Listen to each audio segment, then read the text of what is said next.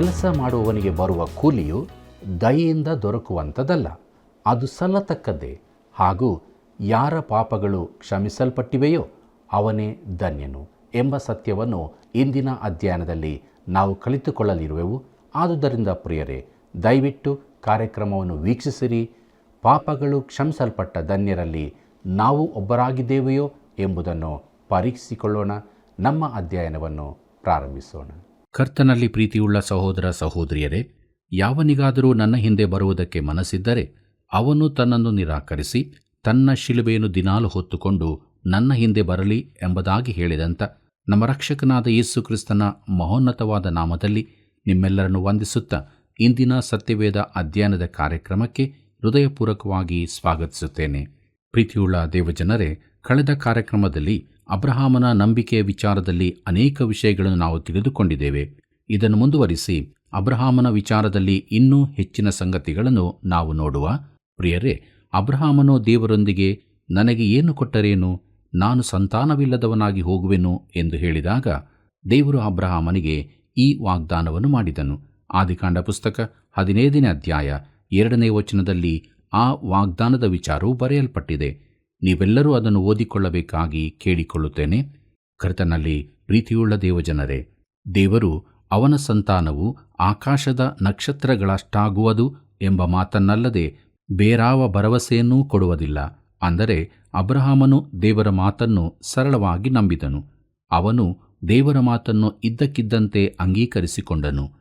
ನ್ಯೂವೆಲ್ ಎಂಬವರು ಹೀಗೆ ಬರೆಯುತ್ತಾರೆ: ಸುಳ್ಳಾಡದ ದೇವರು ಹೇಳಿದ ಮಾತನ್ನು ನಂಬಿದರಲ್ಲಿ ಅಬ್ರಹಾಮನ ವಿಶೇಷತೆಯೇನೂ ಇಲ್ಲ, ಅದರ ಮಾನವೆಲ್ಲ ದೇವರದು ಎಂಬುದಾಗಿ. ಪ್ರಿಯರೇ, ಅಬ್ರಹಾಮನು ದೇವರನ್ನು ನಂಬಿದಾಗ ಮನುಷ್ಯನು ಏನು ಮಾಡದೆ ಮಾಡಬಹುದಾದ ಒಂದು ಸಂಗತಿಯನ್ನು ಮಾಡಿದನು. ದೇವರು ಮಾತನ್ನಾಡಿದನು, ವಾಗ್ದಾನ ಮಾಡಿದನು, ತಾನೇ ಅದನ್ನು ನೆರವೇರಿಸುತ್ತಾನೆಂಬುದಾಗಿ ಹೇಳಿದನು. ದೇವರು ಸತ್ಯವನ್ನಾಡಿದನೆಂದು ಅಬ್ರಹಾಮನು ತನ್ನ ಹೃದಯದಲ್ಲಿ ನಂಬಿದನು. ಇದರಲ್ಲಿ ಯಾವ ಹೆಚ್ಚಿನ ಪ್ರಯತ್ನವೂ ಇರುವುದಿಲ್ಲ. ಅಬ್ರಹಾಮನ ನಂಬಿಕೆಯು ಒಂದು ಕ್ರಿಯೆಯಾಗಿರದೆ ಅವನ ಮನೋವೃತ್ತಿ ಪ್ರತಿಕ್ರಿಯೆಯಾಗಿತ್ತು. ಅವನ ಹೃದಯವು ಆತನಿಂದ ದೂರವಾಗಿ ದೇವರ ಕಡೆಗೂ ದೇವರ ವಾಗ್ದಾನದ ಕಡೆಗೂ ತಿರುಗಿಕೊಂಡಿತು. ಇದರಿಂದಾಗಿ ದೇವರು ಆ ವಾಗ್ದಾನವನ್ನು ನೆರವೇರಿಸುವುದು ಸುಲಭವಾಯಿತು. ಕರ್ತನಲ್ಲಿ ಪ್ರಿಯರೇ, ನಂಬಿಕೆ ಎಂಬುದು ಅಬ್ರಹಾಮನ ಅರ್ಹತೆಯ ವಿಶೇಷ ಕಾರ್ಯವಾಗಲಿ ಅವನ ಗುಣ ಸ್ವಭಾವಗಳ ಬದಲಾವಣೆಯಾಗಲಿ ಆಗಿರಲಿಲ್ಲ. ದೇವರು ತಾನು ವಾಗ್ದಾನ ಮಾಡಿದ್ದನ್ನು ನೆರವೇರಿಸುತ್ತಾನೆಂದು ಅವನು ಸರಳವಾಗಿ ನಂಬಿದನು. ಆದಿಕಾಂಡ ಪುಸ್ತಕ 12ನೇ ಅಧ್ಯಾಯ 3ನೇ ವಚನದಲ್ಲಿ ನಾವು ಹೀಗೆ ಓದುತ್ತೇವೆ: ನಿನ್ನ ಮೂಲಕ ಭೂಲೋಕದ ಎಲ್ಲ ಕುಲದವರಿಗೂ ಆಶೀರ್ವಾದ ಉಂಟಾಗುವುದು ಎಂಬುದಾಗಿ.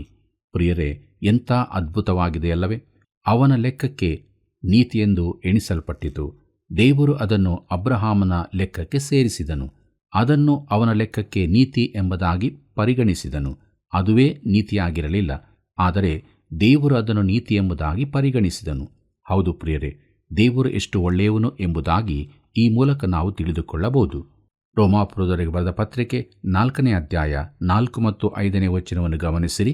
ಅಲ್ಲಿ ಹೀಗೆ ಬರೆದದೆ: ಕೆಲಸ ಮಾಡಿದವನಿಗೆ ಬರುವ ಕೂಲಿಯು ದಯದಿಂದ ದೊರಕುವಂಥದೆಂದು ಎಣಿಕೆಯಾಗುವುದಿಲ್ಲ, ಅದು ಸಲ್ಲತಕ್ಕದ್ದೇ ಎಂದು ಎಣಿಕೆಯಾಗುವುದು. ಆದರೆ ಯಾವನು ಪುಣ್ಯಕ್ರಿಯೆಗಳನ್ನು ಮಾಡಿದವನಾಗಿರದೆ ಪಾಪಾತ್ಮರನ್ನು ನೀತಿವಂತರೆಂದು ನಿರ್ಣಯಿಸುವಾತನಲ್ಲಿ ನಂಬಿಕೆಯಿಡುತ್ತಾನೋ ಅವನ ನಂಬಿಕೆಯೇ ನೀತಿಯೆಂದು ಎಣಿಸಲ್ಪಡುವುದು ಎಂಬುದಾಗಿ. ಕರ್ತನಲ್ಲಿ ಪ್ರೀತಿಯುಳ್ಳ ಸಹೋದರ ಸಹೋದರಿಯರೇ, ಒಬ್ಬ ಕೆಲಸ ಮಾಡುವವನಿಗೆ ಅದಕ್ಕೆ ತಕ್ಕ ಕೂಲಿ ಕೊಡಲ್ಪಡುವುದು ಸಹಜವೇ ಆಗಿದೆ.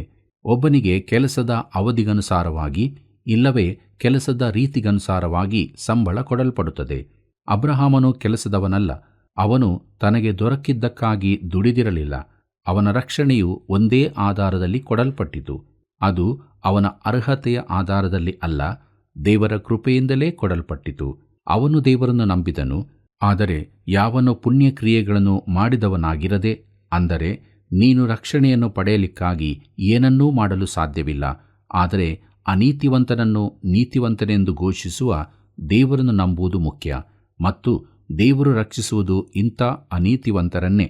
ಹಾಗಾದರೆ ದೇವರು ಒಳ್ಳೆಯವರನ್ನು ರಕ್ಷಿಸುವುದಿಲ್ಲವೋ ಎಂದು ನೀವು ಕೇಳಬಹುದು. ಪ್ರಿಯರೇ, ನಿಮಗೆ ಯಾರಾದರೂ ತಿಳಿದವರಿದ್ದಾರೋ? ದೇವರು ಒಳ್ಳೆಯವರನ್ನು ರಕ್ಷಿಸುತ್ತಾನೆ, ಆದರೆ ನಾವು ಈಗಾಗಲೇ ನೋಡಿದಂತೆ ಸತ್ಯವೇದವು ಹೇಳುತ್ತದೆ, ಒಳ್ಳೆಯವನು ಇಲ್ಲ, ಒಬ್ಬನಾದರೂ ಇಲ್ಲ ಎಂಬುದಾಗಿ.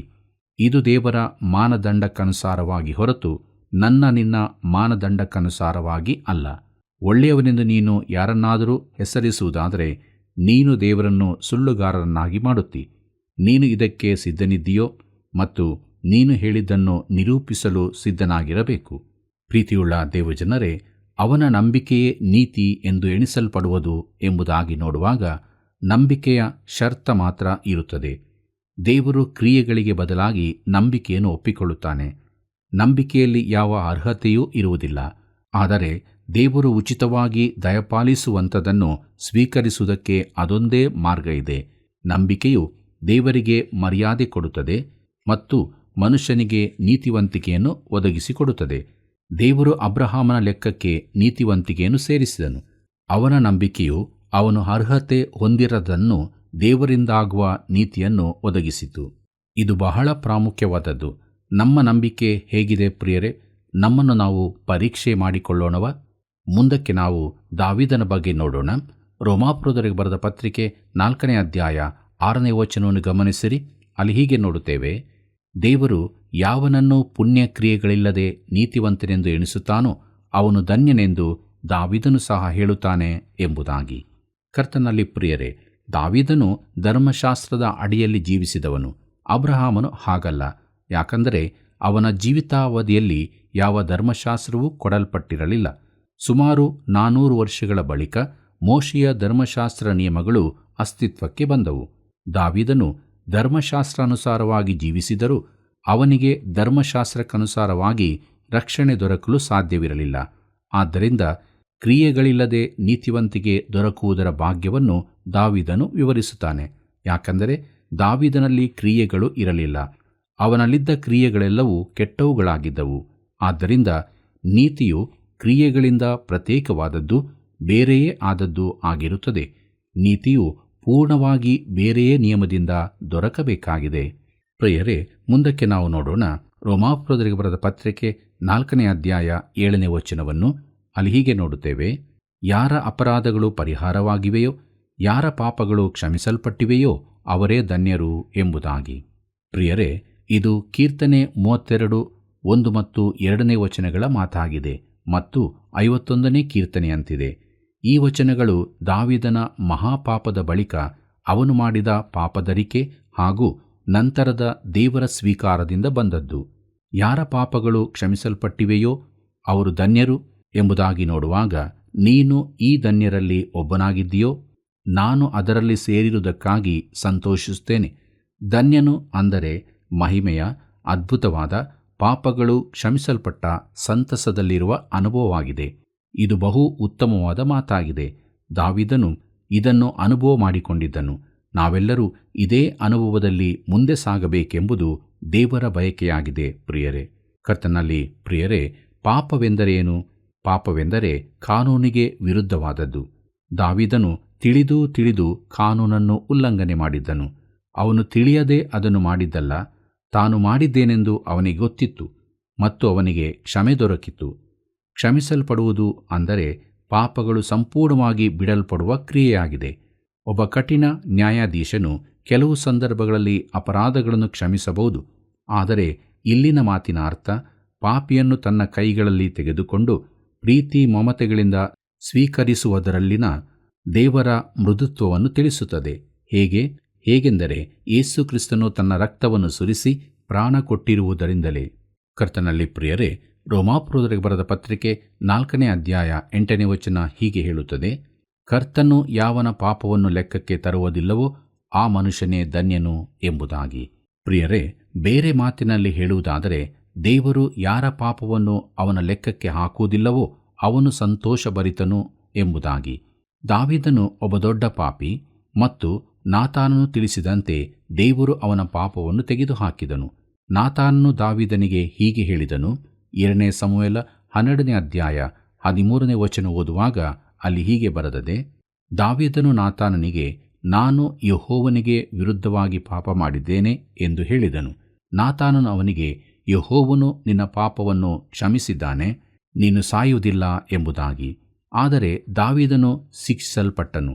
ಬಡವನ ಕುರಿಯನ್ನು ಬಲಾತ್ಕಾರದಿಂದ ಕಿತ್ತುಕೊಂಡ ಐಶ್ವರ್ಯವಂತನ ಕುರಿತು ಕೊಡತಕ್ಕ ದಂಡನೆಯನ್ನು ದಾವೀದನು ತಾನೇ ಹೇಳಿದ್ದನು.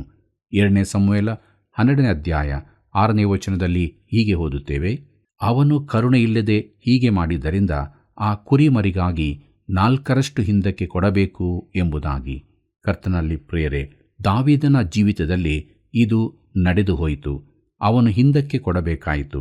ದಾವೀದನ 4 ಮಂದಿ ಮಕ್ಕಳು, ಅಂದರೆ ಬೆತ್ಸಬೆಯ ಮಗು, ದಾವೀದನ ಚೊಚ್ಚಲ ಮಗ ಅಮ್ಮೋನನು, ಅಬ್ಷಾಲೋಮನು ಹಾಗೂ ಅದೋನಿಯನು ಕೊಲ್ಲಲ್ಪಟ್ಟರು. ಪ್ರಿಯರೇ, ದಾವೀದನ ಜೀವಮಾನವಿಡೀ ಅವನನ್ನು ದುಃಖವು ಆವರಿಸಿಕೊಂಡಿತ್ತು. ಆದರೆ ದಾವೀದನ ಪಾಪವು ಅವನ ಲೆಕ್ಕದಲ್ಲಿ ಸೇರಿಸಲ್ಪಡಲಿಲ್ಲ, ಇತರರ ಮೇಲೆ ಬಂತು. ಆದ್ದರಿಂದ ಕರ್ತನು ಯಾವನ ಪಾಪವನ್ನು ಲೆಕ್ಕಕ್ಕೆ ತರುವುದಿಲ್ಲವೋ ಅವನು ಧನ್ಯನು ಎಂಬುದಾಗಿ ದಾವೀದನು ಹೇಳಿದರಲ್ಲಿ ಆಶ್ಚರ್ಯವಿಲ್ಲ. ಪ್ರೀತಿಯುಳ್ಳ ದೇವಜನರೇ, ಮುಂದಕ್ಕೆ ನಾವು ನೋಡೋಣ ಅಬ್ರಹಾಮನು ನಂಬಿಕೆಯಿಂದ ನೀತಿವಂತನಾದದ್ದು ಎಂಬುದಾಗಿ. ರೋಮಾಪುರದವರಿಗೆ ಬರೆದ ಪತ್ರಿಕೆ 4ನೇ ಅಧ್ಯಾಯ 9ನೇ ವಚನವನ್ನು ಗಮನಿಸಿರಿ. ಅಲ್ಲಿ ನಾವು ಹೀಗೆ ನೋಡುತ್ತೇವೆ, ಈ ಶುಭವಚನವು ಸುನ್ನತಿ ಇದ್ದವರಿಗೆ ಮಾತ್ರವೋ ಸುನ್ನತಿ ಇಲ್ಲದವರಿಗೆ ಸಹ ಆಗುತ್ತದೋ ನೋಡೋಣ. ಅಬ್ರಹಾಮನ ಲೆಕ್ಕಕ್ಕೆ ಅವನ ನಂಬಿಕೆಯೇ ನೀತಿಯೆಂದು ಎಣಿಸಲ್ಪಟ್ಟಿತೆಂಬುದಾಗಿ ಹೇಳುತ್ತೇವಲ್ಲ ಎಂಬುದಾಗಿ. ಕರ್ತನಲ್ಲಿ ಪ್ರೇರೆ, ವಾದವು ಪುನಃ ಅಬ್ರಹಾಮನೆಡೆಗೆ ತಿರುಗಿದ್ದು ನೀತಿ ನಿರ್ಣಯವು ಸಾರ್ವತ್ರಿಕವಾದದ್ದೆಂದು ತೋರಿಸುವುದಾಗಿದೆ. ಧರ್ಮಶಾಸ್ತ್ರಾಧೀನನಾದವನು ಕ್ಷಮಿಸಲ್ಪಟ್ಟವನಾಗಿ ಆ ಸಂತೋಷದ ಕುರಿತಾಗಿ ದಾವೀದನು ಹೇಳಿರುವುದರಿಂದ ಯಹೂದ್ಯರ ಉತ್ತರವೇನೆಂದರೆ, ದಾವೀದನು ಸುನ್ನತಿ ಹೊಂದಿದವನು, ಆದ್ದರಿಂದ ಸುನ್ನತಿಯವನಿಗೆ ಮಾತ್ರ ಈ ಸಂತೋಷ ಸಿಗಬಹುದು ಎಂದು. ಆದ್ದರಿಂದ ಪೌಲನು ಪುನಃ ಅಬ್ರಹಾಮನ ಉದಾಹರಣೆ ತೆಗೆದುಕೊಂಡು ಅಬ್ರಹಾಮನು ಧರ್ಮಶಾಸ್ತ್ರ ಕೊಡಲ್ಪಡುವ ಮೊದಲು ಹಾಗೂ ಸುನ್ನತಿ ಹೊಂದುವ ಮೊದಲು ನೀತಿ ನಿರ್ಣಯ ಹೊಂದಿದ್ದನೆಂದು ತೋರಿಸುತ್ತಾನೆ. ರೋಮಾಪುರದವರಿಗೆ ಬರೆದ ಪತ್ರಿಕೆ 4ನೇ ಅಧ್ಯಾಯ 10ನೇ ವಚನ ಹೀಗೆ ಹೇಳುತ್ತದೆ, ಅದು ಯಾವಾಗ ಎಣಿಸಲ್ಪಟ್ಟಿತು? ಅವನಿಗೆ ಸುನ್ನತಿಯಾದ ಮೇಲೆಯೋ ಸುನ್ನತಿಯಾಗುವುದಕ್ಕೆ ಮೊದಲೋ? ಸುನ್ನತಿಯಾದ ಮೇಲೆ ಅಲ್ಲ, ಸುನ್ನತಿಯಾಗುವುದಕ್ಕೆ ಮೊದಲೇ ಎಣಿಸಲ್ಪಟ್ಟಿತು ಎಂಬುದಾಗಿ. ಪ್ರೀತಿಯುಳ್ಳ ದೇವಜನರೇ, ಅಬ್ರಹಾಮನೊಂದಿಗೆ ದೇವರು ಯಾವ ಒಡಂಬಡಿಕೆ ಮಾಡಿಕೊಳ್ಳುವ ಮೊದಲೇ ದೇವರು ಅವನಿಗೆ ವಾಗ್ದಾನ ಮಾಡಿದನು. ಆದರೆ ತಾನು ಹಾಗೆ ಮಾಡುತ್ತೇನೆಂದು ಹೇಳಿದ್ದು ಮಾತ್ರ ಅಬ್ರಹಾಮನು ದೇವರ ಮಾತನ್ನು ನಂಬಿದನು. ಕರ್ತನಲ್ಲಿ ಪ್ರಿಯರೇ, ರೋಮಾಪುರದವರಿಗೆ ಬರೆದ ಪತ್ರಿಕೆ 4ನೇ ಅಧ್ಯಾಯ 11ನೇ ವಚನದಿಂದ 13ನೇ ವಚನದವರೆಗೆ ಗಮನಿಸಿರಿ. ಅಲ್ಲಿ ಹೀಗೆ ಬರೆದದೆ, ಆಮೇಲೆ ಸುನ್ನತಿ ಎಂಬ ಸಂಸ್ಕಾರವನ್ನು ಗುರುತಾಗಿ ಹೊಂದಿದನು. ಇದು ಸುನ್ನತಿಯಾಗುವುದಕ್ಕೆ ಮೊದಲೇ ಅವನಿಗಿದ್ದ ನಂಬಿಕೆಯಿಂದಾದ ನೀತಿಗೆ ಮುದ್ರೆಯಾಗಿತ್ತು. ಹೀಗಿರುವುದರಿಂದ ಅವನು ನಂಬುವವರೆಲ್ಲರಿಗೂ, ಅವರು ಸುನ್ನತಿ ಇಲ್ಲದವರಾದಾಗ್ಯೂ ಮೂಲ ತಂದೆಯಾದನು, ಅವರು ನೀತಿವಂತರೆಂದು ಎಣಿಸಲ್ಪಡುವರು. ಇದಲ್ಲದೆ ಸುನ್ನತಿಯವರಲ್ಲಿ ಯಾರ್ಯಾರು ಸುನ್ನತಿ ಹೊಂದಿದ್ದಲ್ಲದೆ ನಮ್ಮ ಪಿತೃವಾಗಿರುವ ಅಬ್ರಹಾಮನಿಗೆ ಸುನ್ನತಿಯಾಗುವುದಕ್ಕೆ ಮುಂಚೆಯಿದ್ದ ನಂಬಿಕೆಯ ಹೆಜ್ಜೆಗಳನ್ನು ಹಿಡಿದು ನಡೆಯುತ್ತಾರೋ ಅವರಿಗೆ ಸಹ ಮೂಲ ತಂದೆಯಾಗಿದ್ದಾನೆ. ನೀನು ಲೋಕಕ್ಕೆ ಬಾಧ್ಯನಾಗುವಿ ಎಂಬ ವಾಗ್ದಾನವು ಅಬ್ರಹಾಮನಿಗಾಗಲಿ ಅವನ ಸಂತತಿಯವರಿಗಾಗಲಿ ಧರ್ಮಶಾಸ್ತ್ರದಿಂದ ಆದದ್ದಲ್ಲ, ನಂಬಿಕೆ ಎಂಬ ನೀತಿಯಿಂದ ಆದದ್ದೇ ಎಂಬುದಾಗಿ. ಕರ್ತನಲ್ಲಿ ಪ್ರಿಯರೇ, ಸುನ್ನತಿಯ ಸಂಸ್ಕಾರವು ನೇಮಕಗೊಳ್ಳುವ ತುಂಬಾ ಮೊದಲೇ ದೇವರು ಅಬ್ರಹಾಮನಿಗೆ ಆ ವಾಗ್ದಾನವನ್ನು ಮಾಡಿದನು. ಅಬ್ರಹಾಮನು ದೇವರನ್ನು ನಂಬಿದನು ಅಷ್ಟೇ. ತಿಯುಳ್ಳ ಸಹೋದರ ಸಹೋದರಿಯರೇ, ರೋಮಾಪುರದವರಿಗೆ ಬರೆದ ಪತ್ರಿಕೆ 4ನೇ ಅಧ್ಯಾಯ 14ನೇ ವಚನದಿಂದ 16ನೇ ವಚನದವರೆಗೆ ಓದುವಾಗ ಅಲ್ಲಿ ನಾವು ಹೀಗೆ ನೋಡುತ್ತೇವೆ, ಧರ್ಮಶಾಸ್ತ್ರದವರು ಬಾಧ್ಯರಾಗಿದ್ದರೆ ನಂಬಿಕೆಯು ವ್ಯರ್ಥವಾಯಿತು, ವಾಗ್ದಾನವು ಬರಿದಾಯಿತು. ಯಾಕೆಂದರೆ ಧರ್ಮಶಾಸ್ತ್ರವು ಜನರನ್ನು ದೇವರ ಕೋಪಕ್ಕೆ ಗುರಿ ಮಾಡುವಂಥದ್ದು. ಧರ್ಮಶಾಸ್ತ್ರವಿಲ್ಲದ ಪಕ್ಷದಲ್ಲಿ ಮೀರೋಣವೆಂಬುದು ಇಲ್ಲ. ಆದ ಕಾರಣ ಆ ಬಾಧ್ಯತೆಯು ಕೃಪೆಯಿಂದಲೇ ದೊರೆಯುವಂಥದ್ದಾಗಿರುವಂತೆ ಅದು ನಂಬಿಕೆಯ ಮೂಲಕ ಸಿಕ್ಕುತ್ತದೆ. ಹೀಗೆ ಆ ವಾಗ್ದಾನವು ಅಬ್ರಹಾಮನ ಸಂತತಿಯವರೆಲ್ಲರಿಗೂ, ಅಂದರೆ ಧರ್ಮಶಾಸ್ತ್ರವನ್ನು ಆಧಾರ ಮಾಡಿಕೊಂಡವರಿಗೆ ಮಾತ್ರವಲ್ಲದೆ ಅಬ್ರಹಾಮನಲ್ಲಿದ್ದಂಥ ನಂಬಿಕೆಯುಳ್ಳವರಿಗೆ ಸಹ ಸ್ಥಿರವಾಗಿ ನಿಲ್ಲುವುದು ಎಂಬುದಾಗಿ. ಪ್ರೀತಿಯುಳ್ಳ ದೇವಜನರೇ, ದೇವರು ಕೇವಲ ನಂಬಿಕೆಯಿಂದಾಗಿಯೇ ಅಬ್ರಹಾಮನನ್ನು ರಕ್ಷಿಸಿದನು. ಇನ್ನೊಂದು ಸಂಗತಿಯನ್ನು ಇಲ್ಲಿ ಗಮನಿಸಿರಿ. ಅಬ್ರಹಾಮನು ನಿಜವಾಗಿಯೂ ಪುನರುತ್ಥಾನದಲ್ಲಿ ನಂಬಿಕೆ ಇಟ್ಟದರಿಂದಲೇ ನೀತಿ ನಿರ್ಣಯ ಹೊಂದಿದನು. ರೋಮಾಪುರದವರಿಗೆ ಬರೆದ ಪತ್ರಿಕೆ 4ನೇ ಅಧ್ಯಾಯ 19ನೇ ವಚನ ಹೀಗೆ ಹೇಳುತ್ತದೆ, ಅವನು ಹೆಚ್ಚು ಕಡಿಮೆ 100 ವರ್ಷದವನಾಗಿದ್ದು ತನ್ನ ದೇಹವು ಆಗಲೇ ಮೃತಪ್ರಾಯವಾಯಿತೆಂದು ಸಾರಳಿಗೆ ಗರ್ಭಕಾಲ ಕಳೆದು ಹೋಯಿತೆಂದು ಯೋಚಿಸಿದಾಗ್ಯೂ ಅವನ ನಂಬಿಕೆಯು ಕುಂದಲಿಲ್ಲ ಎಂಬುದಾಗಿ. ಪ್ರೀತಿಯುಳ್ಳ ಸಹೋದರ ಸಹೋದರಿಯರೇ, ನಂಬಿಕೆಯಲ್ಲಿ ಯಾವ ಅರ್ಹತೆಯೂ ಇರುವುದಿಲ್ಲ.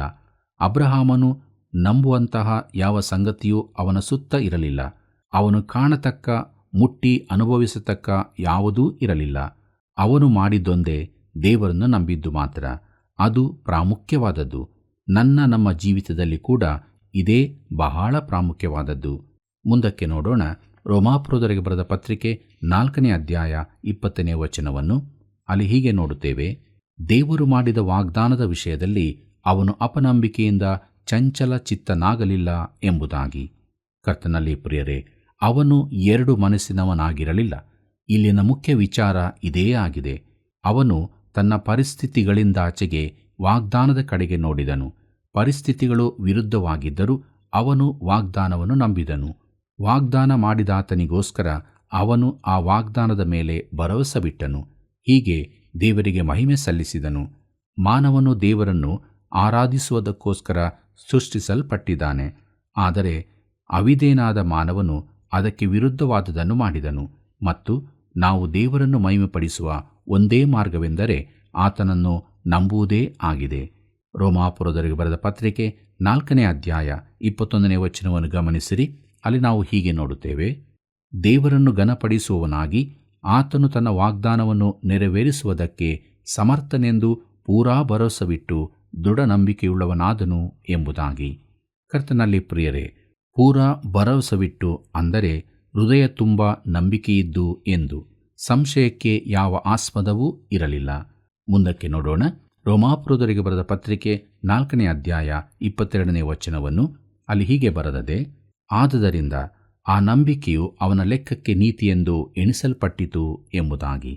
ಕರ್ತನಲ್ಲಿ ಪ್ರಿಯರೇ, ಪುನರುತ್ಥಾನದ ಮೇಲಣ ಅಬ್ರಹಾಮನ ಈ ನಂಬಿಕೆಯನ್ನು ಅವನ ಸ್ವಂತ ನೀತಿಗೆ ಬದಲಾಗಿ ದೇವರು ಸ್ವೀಕಾರ ಮಾಡಿದನು. ಅವನಲ್ಲಿ ಸ್ವಂತವಾದ ಯಾವ ನೀತಿವಂತಿಕೆಯೂ ಇರಲಿಲ್ಲ. ಮರಣಪ್ರಾಯವಾದ ಸಾರಳ ಗರ್ಭದಿಂದ ಒಬ್ಬ ಮಗನನ್ನು ಎಬ್ಬಿಸುವೆನೆಂದು ದೇವರ ವಾಗ್ದಾನವನ್ನು ನಂಬಿದ್ದಕ್ಕಾಗಿ ದೇವರು ಅಬ್ರಹಾಮನನ್ನು ನೀತಿವಂತನೆಂದು ಘೋಷಿಸಿದನು. ಮರಣದ ಸ್ಥಳವಾದ ಅರಿಮತಾಯದ ಯೋಸೇಫನ ಸಮಾಧಿಯಿಂದ ದೇವರು ತನ್ನ ಮಗನನ್ನು ಎಬ್ಬಿಸಿದನೆಂಬುದನ್ನು ನಂಬುವವರೆಲ್ಲರಿಗೆ ದೇವರು ನಿತ್ಯ ಜೀವವನ್ನು ವಾಗ್ದಾನ ಮಾಡಿದ್ದಾನೆ.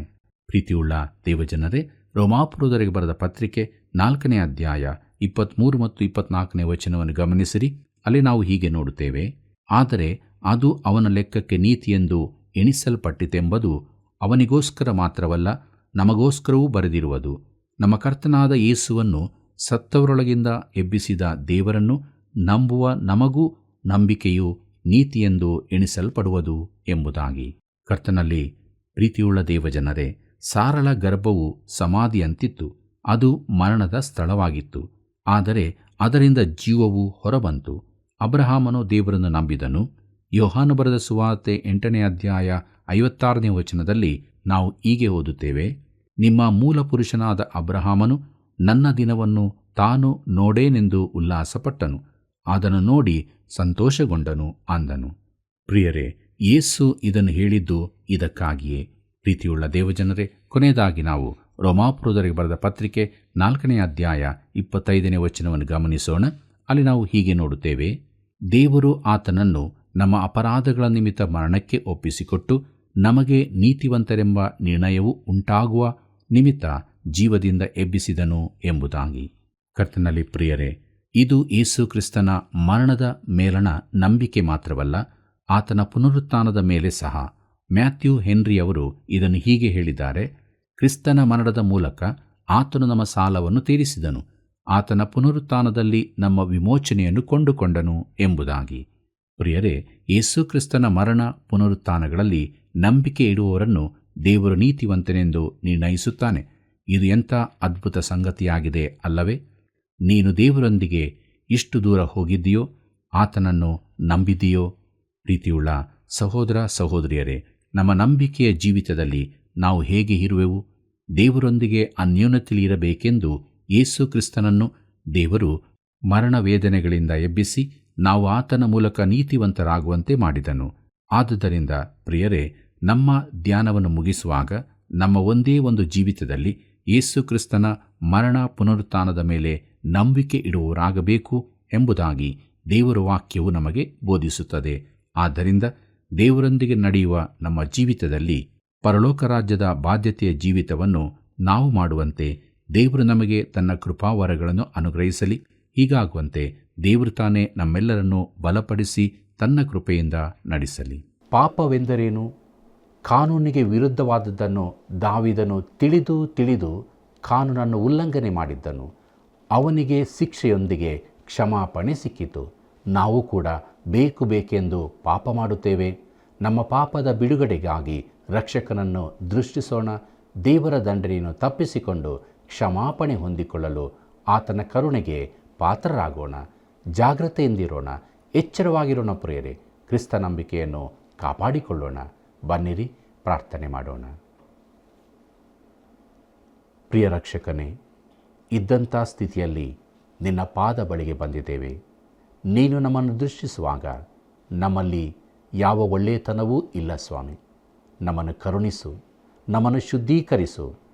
ನಿನ್ನ ವಾಕ್ಯದಿಂದ ತುಂಬಿಸಿ ಪಾಪ ಪರಿಹಾರದ ನಿಶ್ಚಯತ್ವದಲ್ಲಿ ನಾವು ಮುಂದೆ ಸಾಗುವುದಕ್ಕೆ ಸಹಾಯ ಮಾಡು. ತಂದೆಯಾದ ದೇವರೇ, ನಮ್ಮ ವೀಕ್ಷಕರನ್ನು ಕರುಣಿಸು. ಅವರ ಕಷ್ಟಗಳು, ಸಮಸ್ಯೆಗಳು, ಕಣ್ಣೀರು, ದುಃಖಗಳು, ಬಂಧನಗಳು ಇವುಗಳಿಂದ ಪರಿಪೂರ್ಣವಾದ ಬಿಡುಗಡೆಯನ್ನು ಪ್ರತಿಯೊಬ್ಬರಿಗೆ ಅನುಗ್ರಹಿಸು.